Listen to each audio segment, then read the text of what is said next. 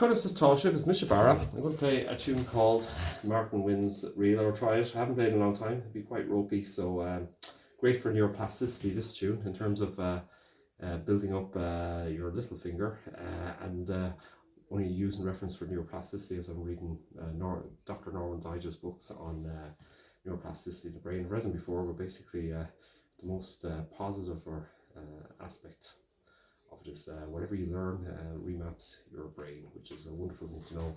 And so you can almost sculpt your own mind and brain by intention or intentionally learning something. So on that, Martin Wynnes. This one, the notes is tricky for building up the little finger, at least for me anyway. So I haven't played this in a long time, so it probably sounds a little bit ropey.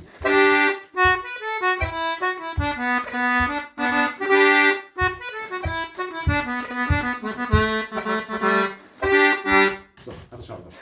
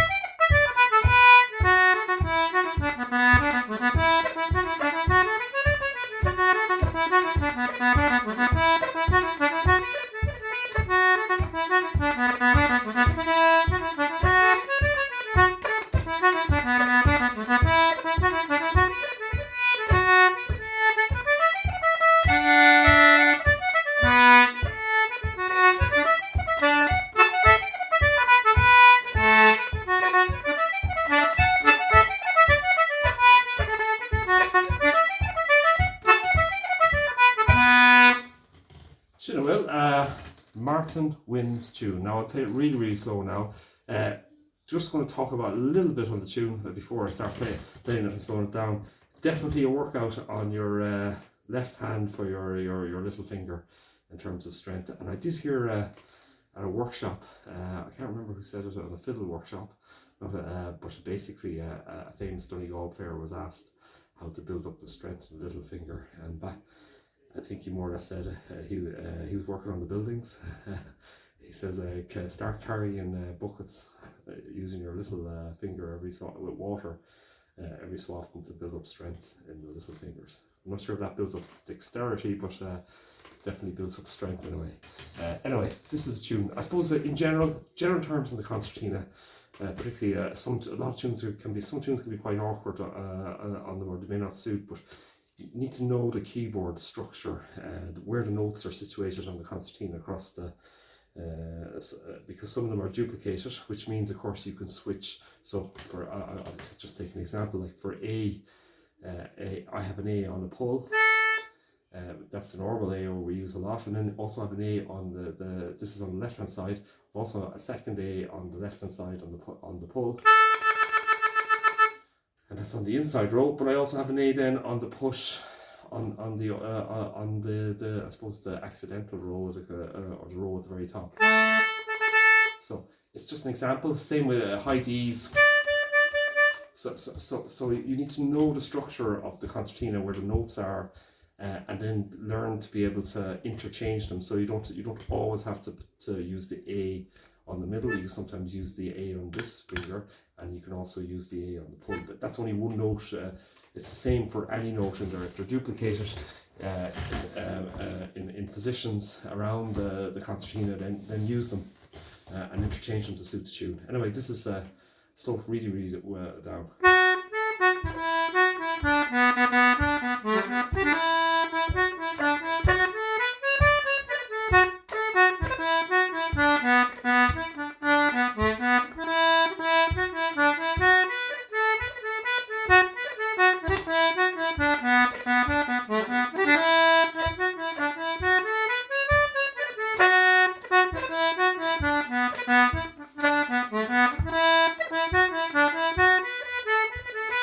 Some of the ornamentation I'm using cuts, so on the F sharp on the pull, you can put in, especially if the note is long enough, you can put in FAF. You've also got a cut on the G or E on the press, which is EGE.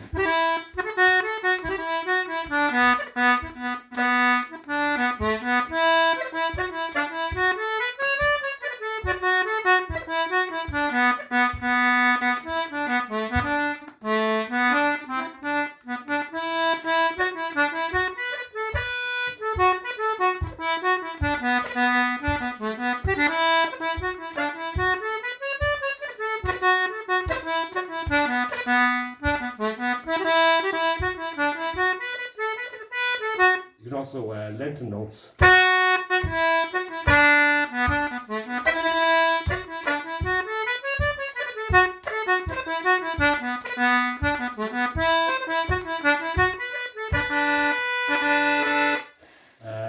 You can use harmonics. I'm only concentrating on the first part of the tune. And the ornamentation is just to give a sample of what you can do. You have to build up the dexterity in your fingers yourself, and the idea is like ornamentation. It's there just to change the sound of the tune, develop your own style. You can also use pauses. You don't have to put in a low. You can also use.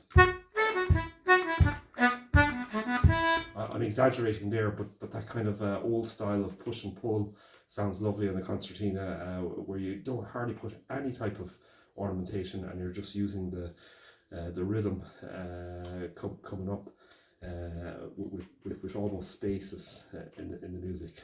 Or you could lengthen notes.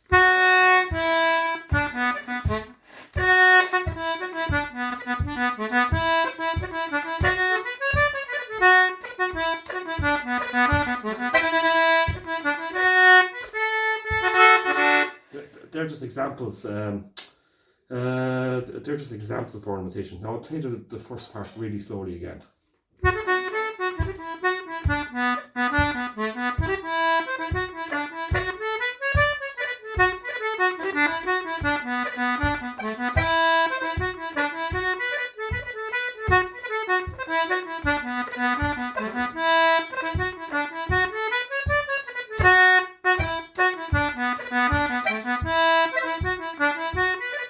Second part.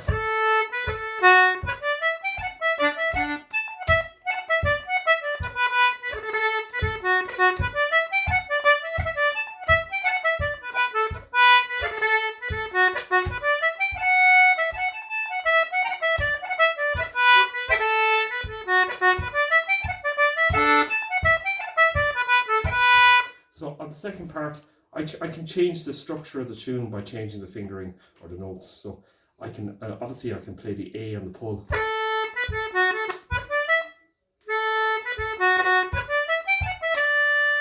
So I can also play it on the push. And then I can use the same on the high Ds, so I can use the D on the push or on the pull.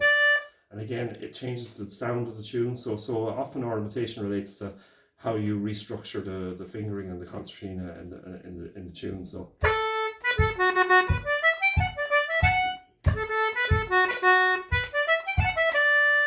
by changing it, whether I use high D on the left hand side or the right hand side, I change the sound of the tune.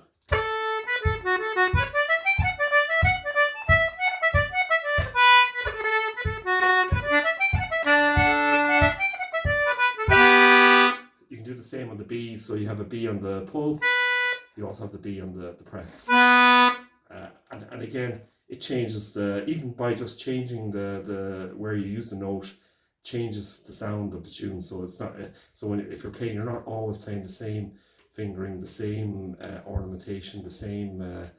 It makes playing the tune very much more interesting on that. And then you can, in terms of you can ornamentation, you've got grace notes like A, simple grace note, ABA.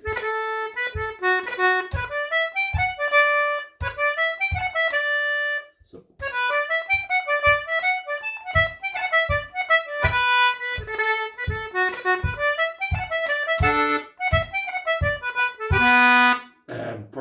for the kind of chording, I'm just playing harmonics, so it could be D A or D F sharp. Again, this all depends on the key structure of the tune that you're playing.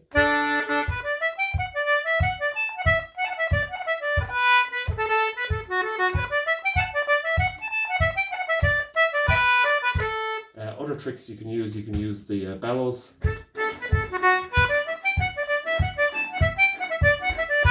It just changes the sound, makes it more breathier or airier on that. Ornamentation are tricks. They're tricks to make the tune sound a little bit different. You just keep practicing them, bring them in slightly. They should be as subtle as possible. And you should change them from time to time. You should also practice without taking out all ornamentation, putting in ornamentation, and again, it's about just if you use exercises or drilling, or in terms of neuroplasticity, you're practicing exercises and the tune to bring it to almost bring it into your brain or mind, or through your fingers, etc. And obviously, music is for dancing, so that rhythm should be coming up through it as well on that. And you can use the bellows to accentuate the rhythm. So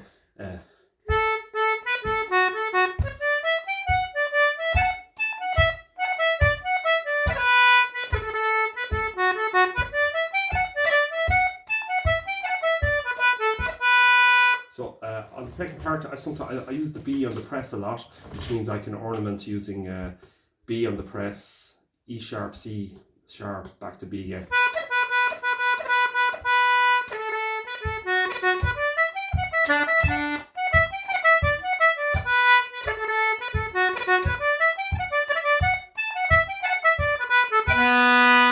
So that's the second part. So I'm going to play the first part and the second part very, very slowly. You just experiment with the ornamentation yourselves. There's no, there's so many different ways of ornamenting a tune. Taking out notes, using the bellows, making more breathier, lengthening notes, putting in some harmonics. But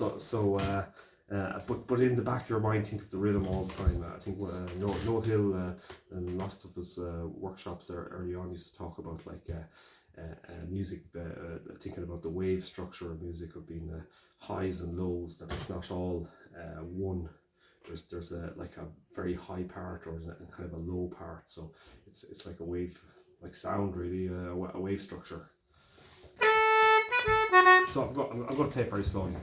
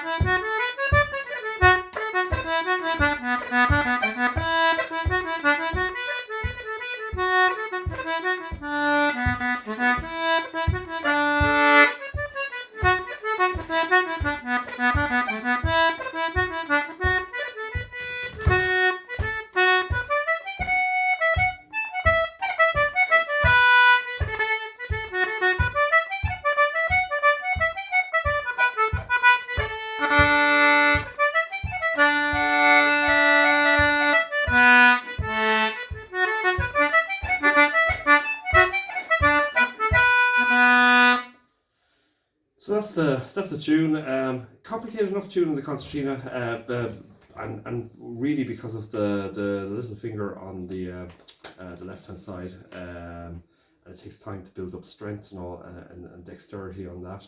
And actually, all ornamentation is really about the dexterity in the fingers. Like even just to go through some, like if we take grace notes, if we take an A grace note, it's A B A. So it's just about putting it in to a tune and then making it fit, making it as subtle as possible. A lower E grace note is E G E. D grace note is D A D. D A D. F sharp grace note F sharp A F. And again, they run like that. But it's if you're putting them into tunes, try and make them as subtle as possible. And they can be extended out into rolls as well, and stuff like that. I'm just going to play the tune normally enough now. Again, for me, it's a tricky tune. Martin Wynnes, real.